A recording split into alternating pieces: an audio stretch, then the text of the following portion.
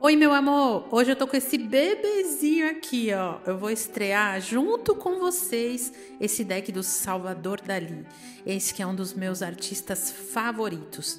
E olha a alegria da criança, ó o tamanho da cartinha. Toque, toque.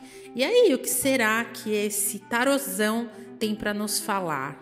E confia em mim, hein? A mensagem tá forte e ela é pra você.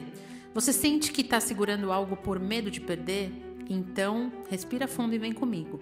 O 4 de ouros mostra apego. Aquela sensação de que se você soltar, vai faltar.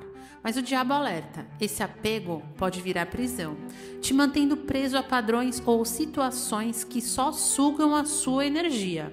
Mas o 2 de paus lembra, existe um mundo lá fora te esperando. É hora de olhar para o horizonte e planejar novos caminhos. A mensagem é clara. O medo de perder pode estar te pedindo de crescer. Solta um pouco. Pode abrir espaço para coisas novas sim, minha amiga. Se essa mensagem ressoou com você, escreva Dali.